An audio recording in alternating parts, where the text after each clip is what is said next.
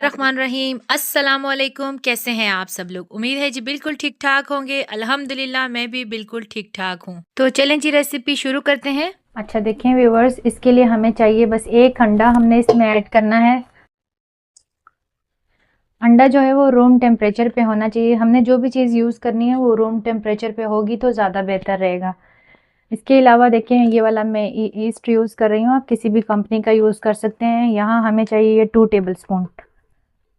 ये मैंने मेजर कर लिया था, ये 2 टेबल स्पून है।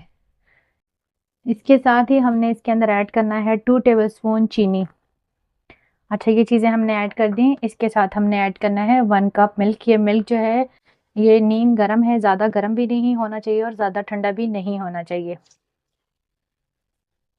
अच्छा इसको विस्क की मदद से हम अच्छे से मिक्स कर लेंगे। तो हमने कवर करके थोड़ी देर के लिए इसी तरीके से छोड़ देना है।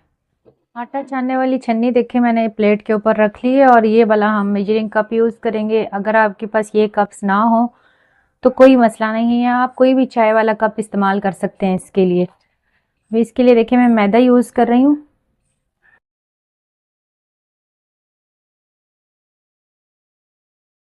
हमने छान लेना है अच्छे तरीके से। ये मैंने वैसे छान के रखा होता है, लेकिन ये मैं सिर्फ आपको दिखाने के लिए दोबारा से छान रही हूँ। देखिए बिल्कुल साफ़ होता है, इसमें कुछ भी नहीं होता क्योंकि मैं इसको अच्छे से छान लेती हूँ। दोबारा से इसी शॉपर में मैं डाल देती हूँ जिसके अंदर ये होता है। 3.5 कप मैदा चाहिए जो हम बड़े साइज़ की ब्रेड बनाएंगे।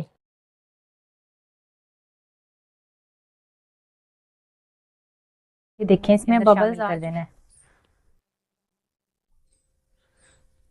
अच्छा देखें इसको मैंने यहाँ रोक लिया है मशीन को। अब हम इसके अंदर डालेंगे इक्का पाउडर, या ब्रेड इम्प्रूवर भी कह सकते हैं। इसको मैंने छान लिया था, तकरीबन ये है 1.5 चम्मच। अब ये भी मैं इसके अंदर शामिल। मज़ीद जो है वो आप चाहें तो पानी का इस्तेमाल भी कर सकते हैं क्योंकि ब्रेड में ज़रूरी नहीं है, जो बेकरियों में मिलती है उसमें वो लोग पानी ही इस्तेमाल करते हैं, दूध नहीं डालते। तो ये तो हम अपने लिए घर में बना रहे हैं तो हम दूध भी ऐड कर सकते हैं। अगर आप दूध ऐड ना करना चाहें ना तो फिर आप पानी भी यूज़ कर सकते हैं, तो भी ब्रेड में कोई फ़र्क नहीं पड़ेगा, बहुत अच्छी बनती है।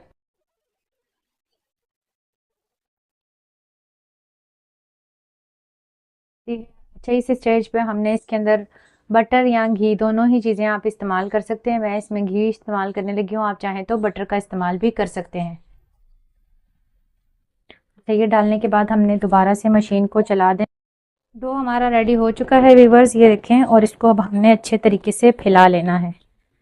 देख रहे हैं इस तरीके से अच्छे से करके हमने इसको फैला लेना है। सांचा है ये है लार्ज